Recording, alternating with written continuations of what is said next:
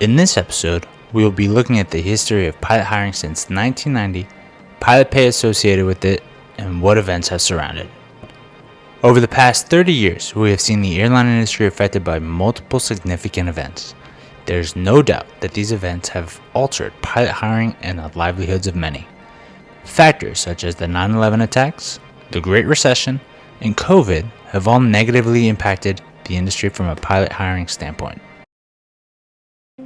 Due to the nature of this profession, pilot contracts are renegotiated every 4 to 6 years.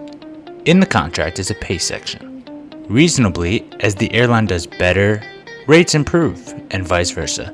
Significant events that have severely impacted an airline's bottom line could demand swift changes from its most expensive work group, pilots.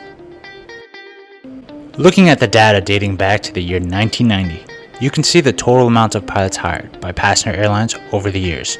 The pattern seems to follow a rather cyclical trend, showing great strength and ultimately collapsing for one reason or another.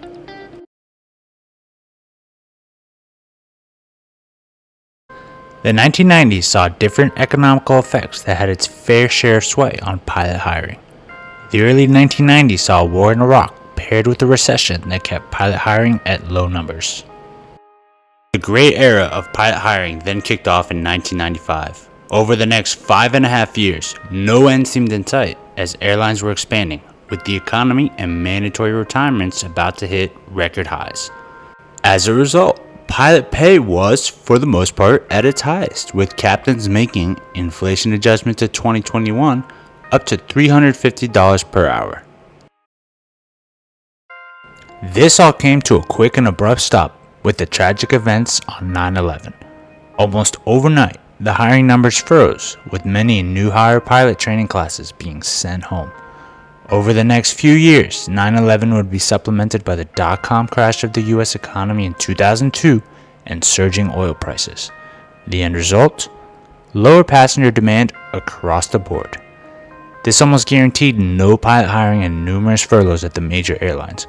To make matters worse, the industry had to adapt as well with bankruptcies, reduced pilot pay, and consolidation.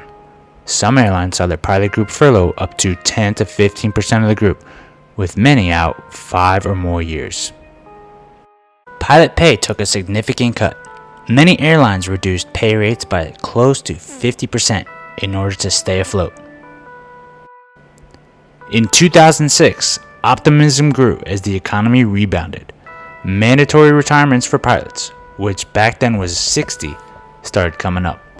Finally, new positions would be opening up that would allow pilots to start being hired again, and another craze similar to the late 1990s would be just around the corner.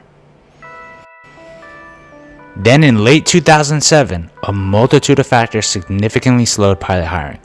The 2007 housing and financial crisis, which would last close to 2 years, affected almost every business globally.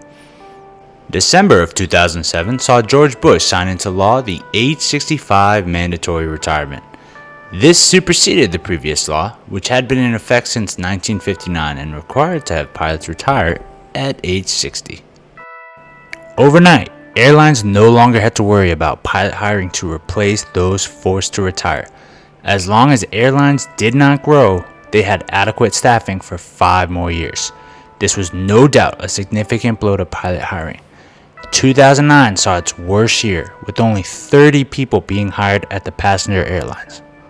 The end result of these two factors? Pilot hiring being slim to none, and most working under pay rates forced by bankruptcy.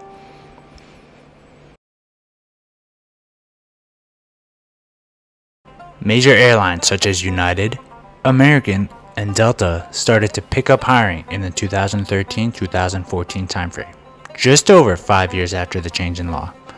The economy is now thriving and airlines, for the first time ever, are making profits. Pay rates are increasing and the hiring boom is back underway. By this time though, the cost of flight training is through the roof. Many low experienced positions such as flight instructing and regional airlines are seeing low pay, which almost guaranteed very low interest in people wanting to become airline pilots. Over the next few years, you would see the direct effect as both regional and major airline pilot pay bounce back to their 1990s thresholds and more to attract more pilots.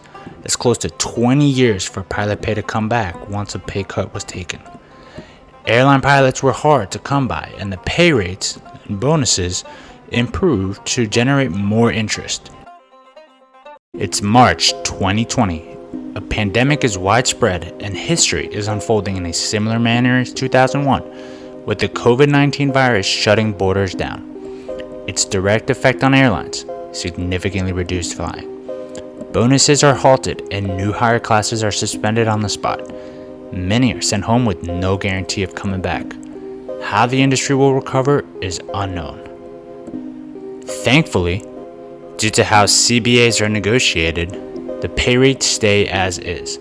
The aviation industry as a whole, both in the US and across the globe, have been considerably impacted, leaving many to ask the question, how long will this last? GDP, or the GDP growth rate, is an overall look at how the economy is doing. The GDP rate looks at year-over-year metrics and ultimately tells us whether the economy grew or not. So, can these indicators forecast future pilot hiring? Unfortunately, not really. Why? First, GDP is finalized at the end of the year. GDP growth rate looks at the current and previous year to tell us the change, but is not forward-looking. Second, as technology evolves, airlines are equipped with better tools to track and forecast ticket sales. This has dramatically improved since the mid-2000s, meaning airlines could better predict the amount of pilots it ultimately needs. It is safe to predict there will be unknowns in the future. This could be in the form of consolidation of airlines, downturns in the economy, or automation improving. The mindset during hiring booms is one of invincibility. Any of these factors, however, can have an effect on pilot hiring. The ultimate question is by how much, and will pay have to be sacrificed for a while? When the industry is faced with a setback, it is vital to remember that the hard times will pass, and the industry will rebound.